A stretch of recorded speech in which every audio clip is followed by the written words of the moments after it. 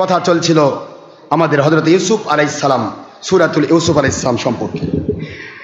কথাগুলি আমরা ধীরে ধীরে এগিয়ে নিচ্ছি।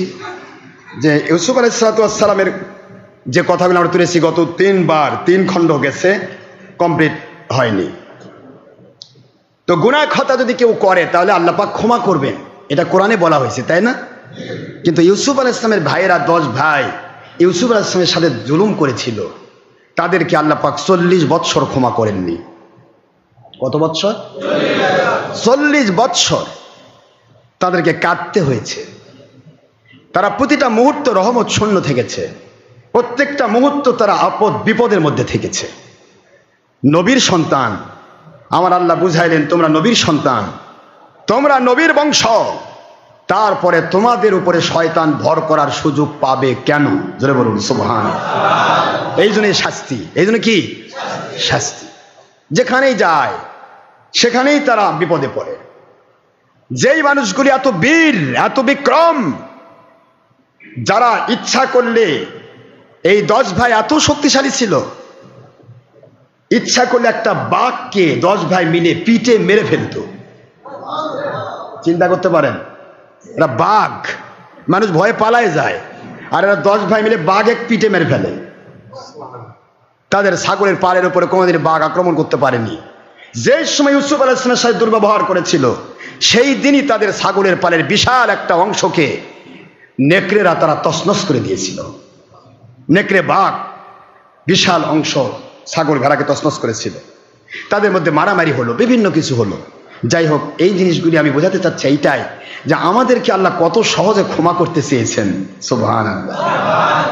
এখনই আমি ফিরে আসবো, মালিক বলেন আমি রহমতের কোলে তোমাকে উঠায় নেব।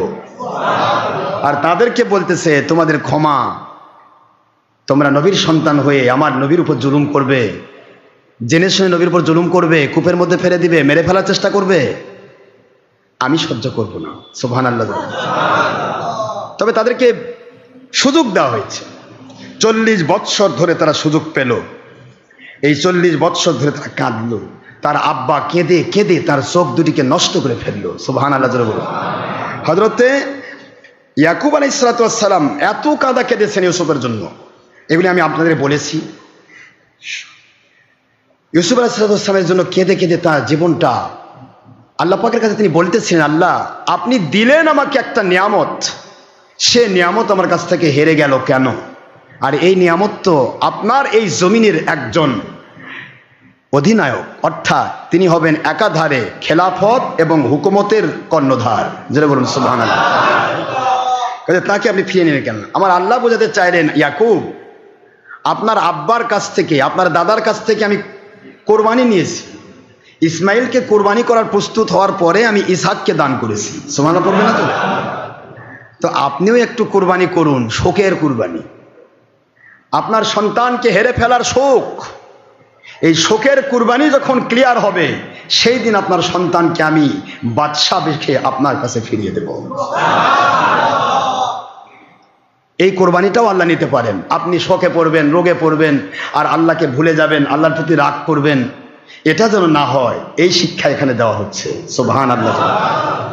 আপনার সন্তান হেরে যেতে পারে, সন্তান মারা যেতে পারে, সন্তান হয় না হতে পারে, আপনার সম্পদ হেরে যেতে পারে, আপনার বিপদ আসতে পারে, আপনার রোগ ব্যাধি হতে পারে, হাজারো বিপদ আসতে পারে। সেই বিপদে যেন আপনি সীসা ঢালা প্রাচীরের মতো কঠিন থাকতে পারেন, দীপ্ত শপথ নিতে পারেন, আমার মালিকের পক্ষে থাকতে পারেন, ও আল্লাহ এর চাইতেও বড় বিপদ পাওয়ার কথা ছিল আমি যত গুনাহ করি, আপনি দয়া করে আমাকে অনেক বিপদ থেকে বেঁচে রেখেছেন। আল্লাহ আপনি দয়া করে আমাকে তৌফিক দান করুন এই বিপদ থেকে উদ্ধার হওয়ার, এবং আপনি দয়া করে আমাকে সাহায্য করুন, বিপদ থেকে মুক্তি দান করুন। আল্লাহর কাছে তাই চাইতে থাকুন। যেই বিপদটা আপনার কাছে বিপদ আকার এসেছে, ওই বিপদটা পাহাড় সম রহমত হিসাবে আপনার উপরে আপতিত হয়ে যাবে।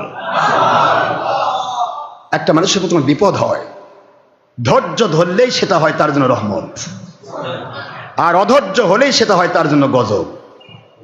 খুব বোঝার চেষ্টা করবেন। আকলমন্দ और समझदार के लिए इशारा काफी है। আমি ইউসুফ আলাইহিস সালামের বিষয়ে আপনাদের অনেক বলেছি। সূরা ইউসুফ আলাইহিস সালাম 111টি আয়াত বিশিষ্ট একটি সূরা। এই সূরা নাজিল হচ্ছে আমার নবীজির উপরে। সুবহানাল্লাহ।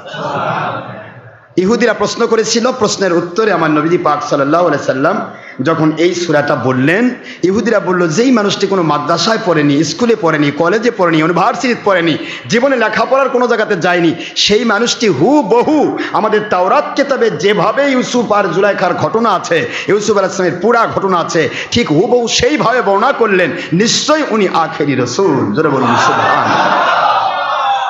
রাসূল পাক সাল্লাল্লাহু আলাইহি সাল্লাম এই সূরা 111টি আয়াত বিশিষ্ট সূরা তখন তিনি পড়া শুরু করলেন। সুবহানাল্লাহ।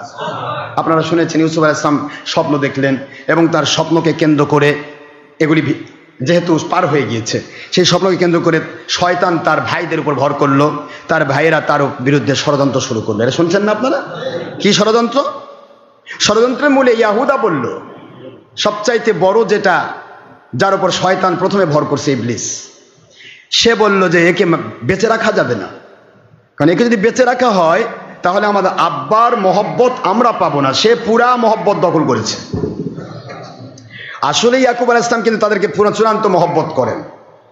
একটা সন্তানের, একটা বাপের যে 10 সন্তান হয়, 10 সন্তান তার 2 চোখের মতো।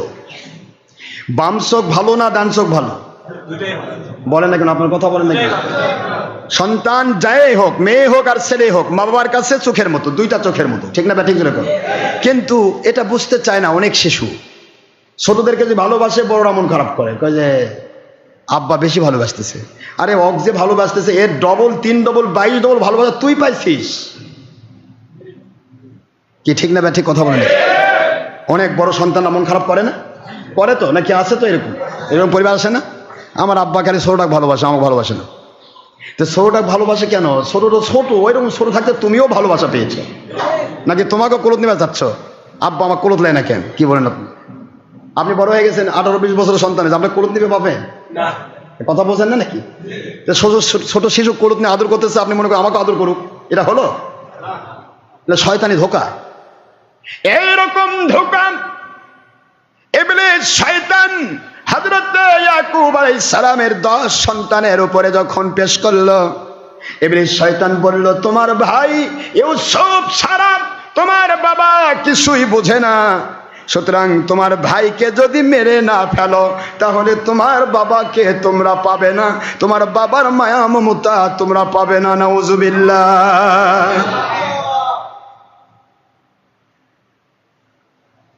ইবলিস শয়তান উস্কে দিচ্ছে। ইয়াহুদা বলতেছে একে মেরে ফেলতে হবে। এই মেরে ফেলার থেকে আমরা দেখব, ক্বালা কাইলুম মিনহুম লা তাকতুলু ইউসুফা ওয়া আলকুহু ফি গয়াবাতিল জুব্বি ইয়ালতাকিতুহু বা'দাস সাইয়ারাতি ইন কুনতুম ফাইলিন।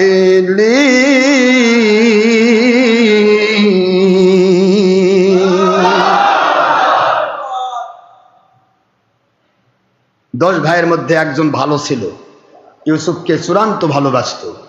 এর নাম লাভি, মতান্তরে রুবিল। বুঝতেছেন আপনারা? 10 ভাইয়ের নাম তো শুনছেন। ইয়াহুদা, মনে মুখস্থ করেন, ইয়াহুদা, রুবিল, মতান্তরে লাভি, তারপরে হচ্ছে শামুন, তারপরে লাউয়া, তারপরে জাবলুন, তারপরে ইয়াসজার, মতান্তরে আসাকির, এরপরে 2 দাসী, 2 কানিজকে বিবাহ করার পর যে 2 সন্তান, সেটা হলো নাফতালি, দান, নাফতালি, জাদ, আশি। কয়জন হলো? 10 জন।